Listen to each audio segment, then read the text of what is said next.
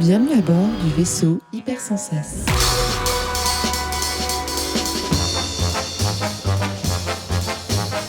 Bonjour à tous et bienvenue dans Cinécure saison 2. Pour cette nouvelle saison, on continue sur la même lancée, mais je vais essayer d'être un peu plus exigeant avec moi-même et mes sélections et de vous proposer 4 films qui ont tous un lien entre eux, un peu à la manière de l'épisode 16 d'ailleurs, où un fil presque invisible reliait pourtant les 4 films que je vous avais à ce moment-là recommandés. Si vous me suivez depuis le début, vous savez que je suis très versé dans le cinéma classique, le cinéma que l'on appelle de patrimoine, qui est constitué selon la définition qu'en donne le Centre national du cinéma, de films dont la date de sortie est antérieure à 10 ans.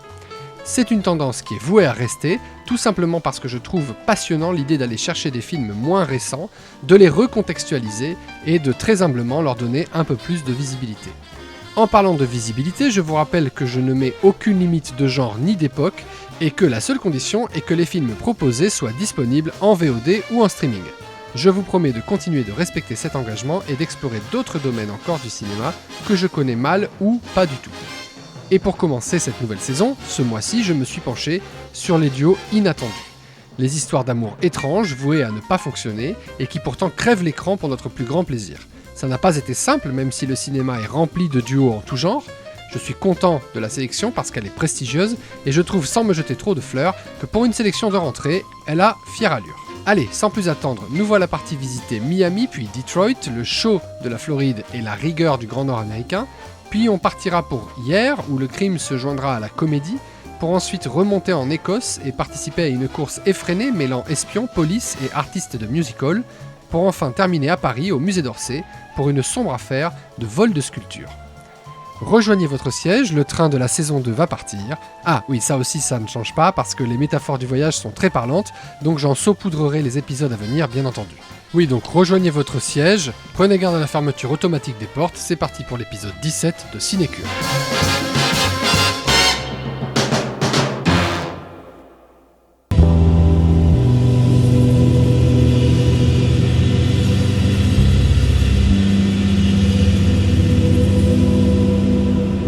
Out of Sight, titre français hors d'atteinte, durée 2h03.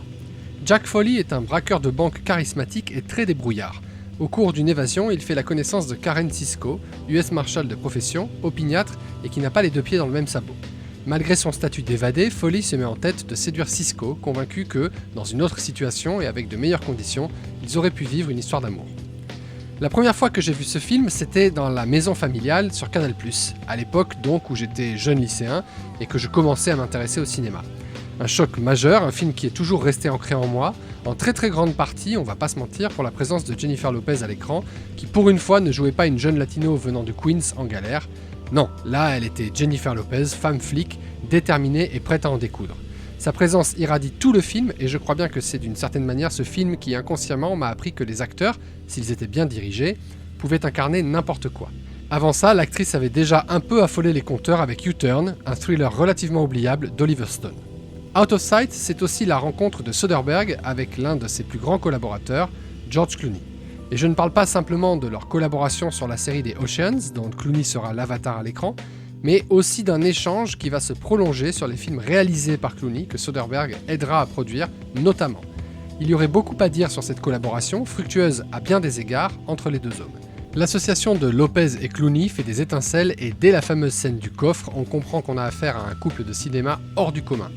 Soderbergh l'a bien compris aussi, lui qui est un directeur d'acteurs hors pair, et joue avec nos nerfs et la tension, on pourrait même dire l'érotisme, qu'il distille tout au long du film, et de quelques scènes clés où les deux protagonistes partageront l'écran. Le reste du temps, on est dans un jeu du chat et de la souris, parfaitement réjouissant.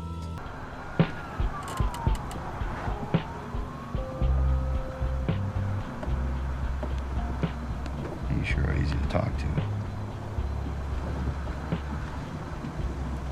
I was thinking, if we met under different circumstances. You were at a bar, and I came up, we started talking. I wonder what would happen. Nothing. If you didn't know who I was. You'd probably tell me. I'm just saying if we met under different circumstances. You have got to be kidding. Another movie I liked with Faye Dunaway was 3 Days of the Condor. With Robert Redford when he was young. Yeah. You know, I never thought it made sense, though. You know, the way they got together so quick. I mean, romantically. Well, but if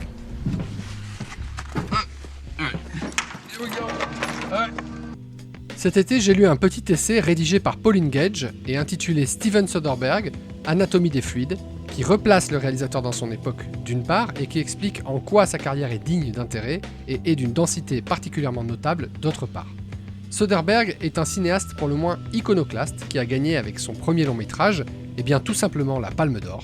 C'est une histoire dingue que je ne résiste pas à vous raconter. Au Festival de Cannes de 1989, le long métrage de Soderbergh, je répète son premier long métrage, devait être présenté à la quinzaine des réalisateurs habituellement réservés aux jeunes réalisateurs.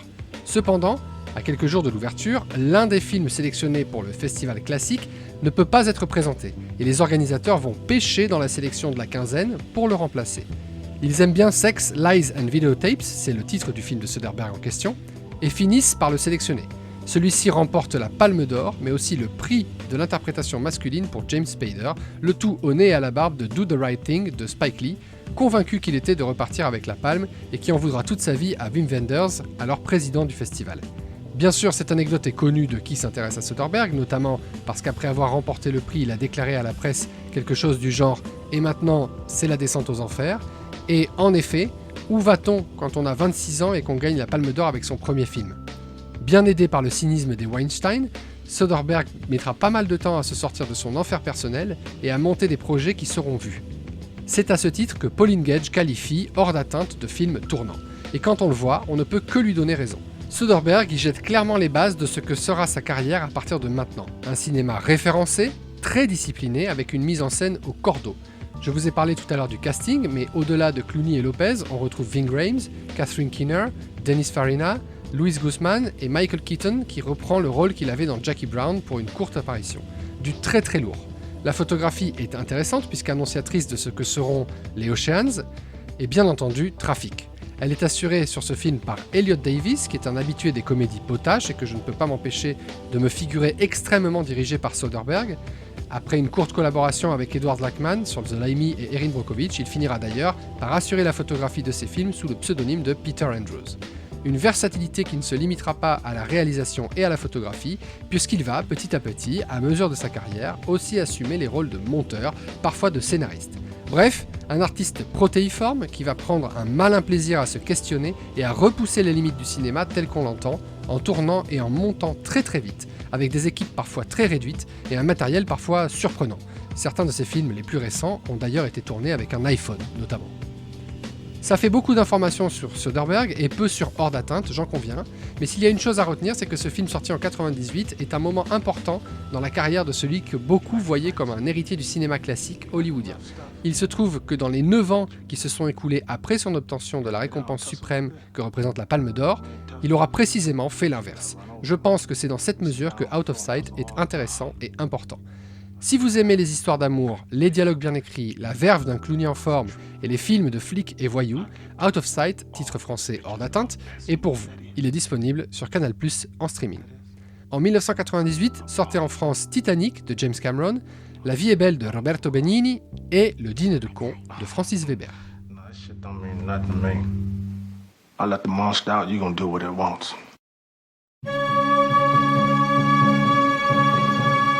Vivement dimanche de François Truffaut, durée 1h50. Julien Vercel est le patron plutôt réservé et paternaliste d'une petite agence immobilière dans le Var. Il est accusé du meurtre de Massoulier, un notable respecté. Alors que son avocat parvient à le libérer de sa garde à vue, il retrouve sa secrétaire, Barbara Baker, une jeune femme spontanée, énergique et indépendante. Celle-ci décide d'enquêter, tandis que la situation se dégrade et que les faits semblent accuser son patron. Les plus fidèles d'entre vous se demandent s'ils ont bien entendu. Oui, j'ai bien dit François Truffaut. Tout arrive. J'ai découvert ce film lorsque j'étais étudiant en droit à Paris. Je l'avais acheté au MK2 Bibliothèque que je fréquentais assidûment et qui vendait l'œuvre de Truffaut regroupée en coffrets. J'avais fait l'acquisition de l'un de ces coffrets donc, très sobrement intitulé Truffaut et les femmes, dont le visionnage m'avait endormi et qui a en très grande partie façonné mon point de vue sur le réalisateur qui se voulait populaire, mais qui a participé à donner à la bourgeoisie et ses préoccupations une place prépondérante en France, dont on ressent encore aujourd'hui les effets. En plus de ce coffret, une jaquette m'avait un peu fait de l'œil, et malgré mes maigres moyens, je m'en étais aussi emparé. Vous l'avez compris, il s'agissait de Vivement Dimanche. Et à ce jour, je m'interroge, comment se fait-il que ce film n'ait pas été inclus dans le dit coffret ? C'est à n'y rien comprendre, tant tout l'intérêt de ce film réside dans la lettre d'amour absolument époustouflante que le réalisateur adresse à son actrice principale, Fanny Ardant. Adulée par certains, détestée par d'autres, je ne peux pas passer sous silence ses récentes déclarations sur Roman Polanski qu'elle dit soutenir, elle est ici solaire et magnifique. Alors tentons de mettre tout ça de côté pendant quelques minutes et repartons en 1983, l'année de la sortie du long métrage. Depuis le premier plan qui dit tout des intentions de Truffaut qui filme ici sa dernière compagne et jusqu'à la fin où Ardant apparaît enceinte, telle qu'elle était au moment du tournage, c'est elle qui a le rôle principal, elle qui bouffe littéralement l'écran et c'est elle qui porte tout le film de bout en bout. Ce qui est fantastique, c'est que donc tous les acteurs et les actrices qui l'accompagnent ont pour mission de l'aider à traverser le long métrage avec légèreté. Et oui, parce que quand on a tellement de temps à l'écran et qu'on joue en plus le rôle d'une femme qui n'a pas l'intention de se faire dicter sa conduite, il faut qu'on soit soutenu, bien sûr, par ses partenaires. De nombreux films sont construits comme ça, et souvent le résultat n'est pas à la hauteur de nos espérances, bien des fois parce que le ou la partenaire qui doit s'effacer au bon moment, jouer de manière à ce que le ou la protagoniste brille sans discontinuer, n'y parvient pas. Ce n'est fort heureusement pas le cas ici, et ce n'est pas le cas parce que le partenaire qu'on a donné à Fanny Ardant est tout simplement Jean-Louis Trintignant. Disparu il y a peu, je ne pouvais pas ne pas parler de Trintignant, bien sûr, seulement mon problème avec lui, c'est que la plupart des films que l'on cite quand on parle de lui sont des films que je n'aime pas. Un homme et une femme m'ennuient profondément. Ma nuit chez Maud a été réalisée par Bromer, qui est très certainement un très grand poète, mais surtout un somnifère d'une puissance inégalée en ce qui me concerne. Je continuerai mon exploration bien sûr une autre fois, parce qu'il y a beaucoup à dire sur cet acteur unique, mais revenons pour le moment à Vivement Dimanche. Sous ces airs de petite enquête qui ne paye pas de mine dans un hier qui pourrait tout aussi bien être Marseille ou Nice, le film parle en réalité de séduction, comme c'était déjà le cas pour Hors d'atteinte, mais aussi de féminité. Alors évidemment, on ne peut pas demander à un bourricot de devenir un cheval de course, et le film est donc à l'image de son réalisateur, gentiment sexiste. Et le final est un peu gênant quand on sait que Trintignant et Ardant ont 29 ans de différence. Ces 5 dernières minutes font aujourd'hui grincer des dents, mais elles ne gâchent rien du plaisir qu'on a à voir converser, manigancer, enquêter et déjouer ces deux-là. Lui est très conventionnel, pince sans rire et un poil résigné, et elle est spontanée, battante et rebelle. C'est souvent drôle, parfois très beau, et c'est un petit plaisir qui ne se refuse pas. Regardez! Parmi ces gens-là, regardez! Entre votre avocat et le commissaire Santelli, c'est ce type bizarre qui est venu chez nous. Celui des colonies de vacances? Ah oui, j'en suis certaine. Ce type-là, il cherche quelque chose. D'abord, il est devant chez vous quand on emmène le corps. Ensuite, il vient ici. C'est pas une coïncidence. Arrêtez de vous gratter l'oreille, c'est énervant à la fin. Oh, je me gratte l'oreille parce que ça m'aide à réfléchir. Barbara, composez-moi le téléphone du cinéma L'Éden. C'est juste le moment d'aller au cinéma. Mais non, je veux pas aller au cinéma, je veux parler à la gérante de l'Éden. Après tout, le cinéma appartient à Massoulier, alors elle sait peut-être quelque chose. Elle sait s'il a vu quelqu'un la veille du crime à qui il a parlé en dernier. Le noir et blanc est contrasté et très réussi, évidemment, puisqu'il est assuré par Nestor Almendros, un véritable maître qui, en plus d'être le directeur photo attitré de Truffaut, a aussi longtemps collaboré avec Romer, décidément. C'est un homme avec une carrière surprenante qui a terminé à Hollywood, à faire notamment la lumière de Terrence Malick sur Days of Heaven, un film dont la photographie a été saluée et continue de l'être aujourd'hui, probablement l'un des plus beaux films du réalisateur américain. Intéressé par la vraisemblance de la lumière, il propose ici un bel hommage au film noir avec quelques morceaux de bravoure. La musique, quant à elle, est assurée par Georges Delrue. On ne peut pas dire qu'elle est inoubliable, mais ça vaut la peine de le mentionner tant la carrière, là encore, de ce collaborateur fidèle a été riche et en partie hollywoodienne. Enfin, on y croise, ce qui ne gâche rien bien sûr, Jean-Louis Richard en sosie permanenté de Dominique Besnéard, Philippe Lodenbach en avocat nerveux et Jean-Pierre Calfon en religieux zélé. Dans cette distribution très masculine, à l'exception du personnage de Paul Delbecq, interprété par Annick Bellobre, Truffaut se plaît à balader une Fanny Ardant très sûre d'elle, avec une gouaille qui n'aurait rien à envier à Harrison Ford. Si vous aimez les gens qui n'ont pas froid aux yeux, les enquêtes policières matinées d'humour et les déclarations d'amour des réalisatrices à leurs actrices, alors Vivement Dimanche est fait pour vous. Et il est disponible sur Canal+, en streaming. En 1983, on pouvait voir dans les cinémas français Le Prix du danger de Yves Boisset, Un fauteuil pour deux de John Landis et Gandhi de Richard Attenborough.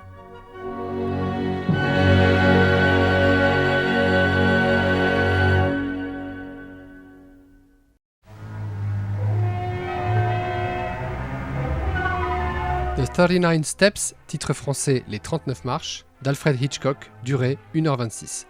Richard Hannay, un citoyen canadien sympathique et relativement crédule, rencontre par hasard Annabella Smith, une femme qui se présente comme un agent secret, seule capable de révéler un complot international. Alors que Hannay accepte de l'accueillir chez lui pour la protéger, celle-ci se fait assassiner et il est désigné coupable par la police et les médias. En fuite, il tente d'accomplir la mission d'Annabella et se retrouve embarqué dans plusieurs aventures, bien malgré lui. Il y a chez Hitchcock, c'est connu, une formule pour réussir un film. Celle-ci est composée de plusieurs composantes, et l'une d'entre elles est la suivante. Prenez un homme de la rue, un homme innocent, naïf même, et plongez-le dans un complot qui le dépasse complètement. Le plus gros le complot, le mieux pour votre film. The 39 Steps, les 39 marches en français, ne fait pas exception, et vu sa date de sortie, je dirais même que c'est une ébauche qui sera complétée à mesure que passeront les années. Ce qui est intéressant, c'est donc de voir comment ce bon vieil Alfred, pas encore émigré aux États-Unis à l'époque où le film sort, nous présente les choses. Autant vous le dire tout de suite, c'est sans surprise avec une grande maestria. Pour y parvenir, Hitchcock bénéficie du travail de Bernard Knowles, un directeur photo qui travaille à cette époque pour Gainsborough Studio et qui donne au film un noir et blanc particulier, très vaporeux, particulièrement pour les scènes se déroulant bien sûr dans le nord du Royaume-Uni. Grâce à ce film, j'ai aussi pu découvrir deux interprètes fantastiques. Tout d'abord, Robert Donat, qui joue le protagoniste et qui va se retrouver embarqué dans une histoire complètement rocambolesque et dangereuse, à la fois parce qu'il le souhaite et en même temps complètement indépendamment de sa volonté. Puis Madeleine Carroll, qui arrive assez tard dans le film, mais qui forme à l'écran avec son partenaire un couple parfaitement dans le thème de cet épisode, a priori inadapté, mais qui va devoir composer et collaborer. Darling, how lovely to see you.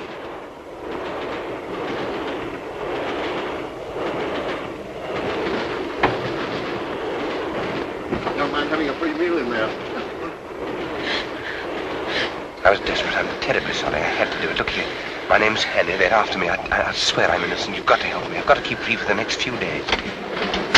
Well, you've seen the men passing in the last few minutes. This is the man you want, I think. When we passed just now. He's way in here and told me his name was Hannay. Is your name Hannay? No. Are you coming in to tea, sir? I'll be right along. À la clé de cette entente forcée, il y a une scène où il s'agit de dormir séparément tout en étant menotté, qui est fantastique et qui fait tout le sel des films de Hitchcock. On sent bien que c'est là aussi une composante de ses films, au milieu de ses rebondissements, une attirance inexplicable unit les deux personnages principaux. C'est avec le même talent qu'il captera la relation surprenante entre Grace Kelly et Cary Grant dans To Catch a Thief par exemple. À leur côté, Godfrey Turl en grand méchant qui effectivement fait froid dans le dos. Au scénario, on retrouve Charles Bennett, qui adapte le roman écrit par John Buchan. John Buchan avait une valeur particulière pour Hitchcock et une grande influence. Il le qualifiait de maître de l'understatement, que le réalisateur traduit dans le bouquin d'entretien avec Truffaut, de présentation sur un ton léger, d'événements très dramatiques. Bennett est un habitué de la maison, puisqu'entre 29 et 43, les deux hommes travailleront 8 fois ensemble. Plus qu'un habitué, ça en fait un témoin unique du début de carrière de Hitchcock.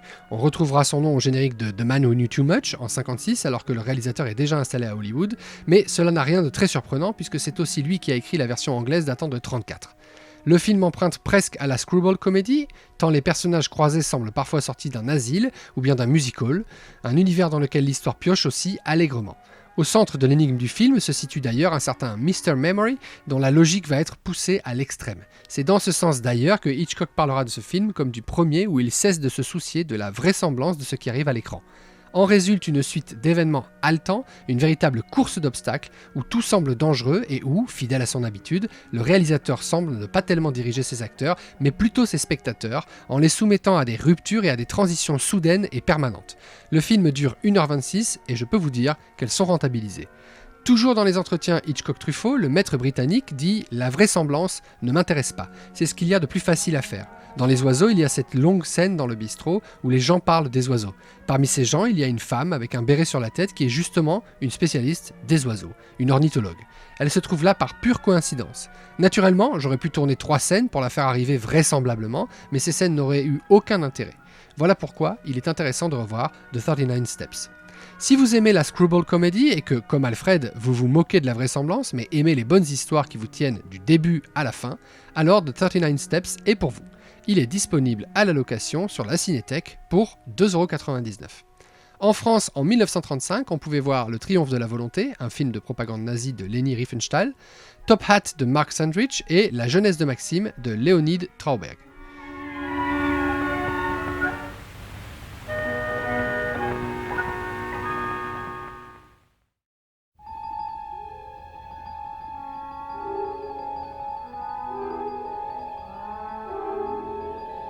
How to Steal a Million, titre français Comment voler $1 million de William Wyler, durée 2h03. Nicole Bonnet, une jeune ingénue débrouillarde mais un peu naïve, a pour père Charles Bonnet, le célèbre collectionneur d'œuvres d'art. Celui-ci a pour particularité d'être un faussaire de talent qui n'arrive pas à s'arrêter de vendre ses plus belles imitations à des prix indécents. Alors qu'une exposition s'organise autour d'une sculpture, fausse, italienne, un certain nombre d'événements vont amener Nicole à devoir agir si elle veut éviter que son père ne finisse en prison. Elle pourra compter sur l'aide de Simon Dermott, un cambrioleur désinvolte. Décidément, William Wyler n'en a pas fini de me surprendre. Je l'ai découvert avec Ben-Hur, bien sûr, un film aux proportions épiques qui, en plus d'être réussi, résonne particulièrement en moi puisqu'il a été réalisé à Rome dans les mythiques studios de Cinecittà. Puis j'ai eu la chance de découvrir cet été, au cours du festival La Rochelle Cinéma, son film The Children's Hour, dont le titre français est La Rumeur, et que vous connaissez déjà si vous avez écouté l'interview de Marc Ollery, distributeur indépendant, comme épisode de Cinexplore. Wyler a le don de se retrouver là où je ne l'attends pas. Par exemple, le saviez-vous, ce réalisateur américain est né à Mulhouse, du temps où la ville appartenait à l'Empire allemand, certes, mais quand même. Le reste de son parcours est tout aussi étonnant. Il étudie à Lausanne, puis rentre au Conservatoire de Paris pour apprendre le violon, et part finalement aux États-Unis en 1922 pour travailler au studio Universal, dont le fondateur est un cousin de sa mère. Là, il va commencer dans le service de la publicité et petit à petit gravir les échelons pour finalement, 3 ans seulement plus tard, devenir le plus jeune réalisateur employé par le studio. Ce que j'ignorais donc, en parlant de lui, c'est qu'avant les films que je vous ai cités, et celui dont je vais vous parler, Wyler avait déjà une très longue carrière derrière lui. Jezebel avec Betty Davis, The Best Years of Our Lives, Roman Holiday, les classiques ne manquent pas. How to Steal a Million est sa 3e collaboration avec Audrey Hepburn, qu'il avait dévoilé au monde entier justement avec Roman Holiday, le film qui a fait d'elle une star absolue. Et ce qui me plaît particulièrement ici, c'est cette comédie sous-jacente. Encore une fois, on retrouve un peu de la screwball comedy, ce genre typique au cinéma américain des années 30, où tous les personnages sont plus ou moins fous alliés et où le protagoniste semble naviguer à vue au milieu d'un groupe d'illuminés. Oh, that's nice. Yes, that's really nice. It just needs one more little touch. Oh, yes. Now turn around for me, would you? What? Yes, that's fine. That does it. Does what? Well, for one thing, it gives Givenchy a night off. Il y a de ça dans ce long métrage puisque Hepburn, dont le père, on l'a vu, est un faussaire impénitent, s'entoure d'un cambrioleur loufoque, campé par un Peter O'Toole extrêmement drôle, et d'un homme d'affaires fou d'elle, interprété avec énergie par Eli Wallach. L'acteur n'aurait pas dû être casté, c'était d'ailleurs Walter Matthau qui avait été approché, mais il était trop gourmand. La production s'est rabattue donc sur George C. Scott, un acteur incroyable dont j'ai déjà eu l'occasion de vous parler dans l'épisode 11 de Cinécure à propos de Les flics ne dorment pas la nuit. Malheureusement, celui-ci est arrivé très en retard dès le premier jour du tournage et Wyler a pris la décision de le virer, ce qui a profondément attristé Hepburn et on la comprend. Si vous rajoutez à ça le Paris des années 60, les tenues de Hepburn bien entendu, la Jaguar type E de Peter O'Toole et une couche d'acteurs inattendus comme Jacques Marin, qui jouait déjà un rôle de fonctionnaire dans The Train de Frankenheimer, recommandé dans Cinécure épisode 9, ou encore le bien nommé Moustache, vous obtenez ce film de casse bizarre, mais souvent très drôle et avec le look bien particulier des 60s. C'est dû notamment à l'utilisation du Deluxe Colors, un processus similaire au Technicolor et qui était censé permettre une production de masse plus facile que son concurrent. Entre ça et le rapport d'image qui est utilisé, je veux dire par là le rapport entre la largeur de l'image et sa hauteur, on a un film qui est presque une erreur, avec un rapport qui est habituellement utilisé pour les paysages et les westerns. Ça reste pour moi un mystère, c'est Charles Lang qui a réalisé la photo du film et elle est néanmoins parfaite. Normal, c'est un pilier de la Paramount de 1929 à 1952 où il va grandement participer à mettre le studio sur la carte et qui a été nommé aux Oscars 18 fois en tout, le remportant 5 fois en 1932, 1933, 1935, 1958 et 1962. On le retrouve dans des films comme Sabrina et Some Like It Hot de Billy Wilder, avec qui il collabore 6 fois en tout, ou Charade, on en parlait plus tôt, de Stanley Donen, ou encore The Magnificent Seven de John Sturges. Le scénario est signé Harry Kurnitz et il s'agit de l'adaptation d'une nouvelle de George Bradshaw, le même qui était à l'origine de The Bad and the Beautiful, le chef-d'œuvre de Vincent Minnelli que j'avais rapidement abordé lorsque je vous avais parlé de 2 Weeks in Another Town dans l'épisode 8. Je dirais qu'on retrouve un peu de l'esprit de Charade de Stanley Donen, aussi avec Hepburn, sorti 3 ans plus tôt, et avec cette même tendance à l'absurde, aux situations cocasses et aux personnages flous qui ne disent jamais vraiment leurs intentions. Histoire de boucler une équipe déjà solide, c'est John Williams qui assure la musique, un John Williams de seulement 34 ans, avant que celui-ci ne devienne la superstar que l'on connaît aujourd'hui. Il signe une musique superbe avec quelques morceaux qui ont toute leur place dans les swinging 60s. Bref, si vous aimez les personnages loufoques, les couples inattendus et les films de casse, alors How to Steal a Million est fait pour vous. Il est disponible à la location sur Canal+ VOD pour 3€. En 1966, sortait sur les écrans français La Grande Vadrouille de Gérard Houry, La Mélodie du Bonheur de Robert Wise et Pour une poignée de dollars, ainsi que Pour quelques dollars de plus, tous deux de Sergio Leone. Et voilà, notre train arrive en gare. J'espère que le voyage a été agréable et que je vous reverrai très bientôt sur nos lignes. Si c'est le cas, abonnez-vous et mettez 5 étoiles sur Apple Podcast ou sur la plateforme de votre choix, c'est très important pour le référencement. Je vous encourage aussi à parler du podcast à un maximum de gens autour de vous, on est nombreux à aimer le cinéma. Cinécure est un podcast créé par moi, Charles-Édouard Wasselin, produit par Adrien Larouzet et distribué par Vaisseau Hypersensas. Je les remercie tous de leur patience et de leur bienveillance. Je vous rappelle que sur le Discord du Vaisseau Hypersensas, vous trouverez un channel Cinécure où nous parlons de cinéma en général et parfois des films recommandés ici en particulier. N'hésitez pas à nous rejoindre, on est très gentils et toujours content de voir de nouvelles têtes. La liste des films recommandés dans tous les épisodes de Cinécure est toujours dispo sur Letterboxd, vous la trouverez dans mon profil et en description de cet épisode. Vous pouvez aussi me suivre sur Instagram, si vous ne le faites pas déjà, je suis présent en tant que Charles-Eddy. Cinécure reprend du service, mais ces quelques mois à venir vont être un petit peu différents, puisque Ciné Essentiel est pour le moment entre parenthèses. On prépare la nouvelle saison, je vous donnerai des nouvelles très vite, c'est promis. En attendant, guettez votre application de podcast préférée, parce qu'il se pourrait bien que de nouveaux épisodes de Cinexplore arrivent très vite. D'ici là, prenez bien soin de vous, découvrez plein de films, ciao.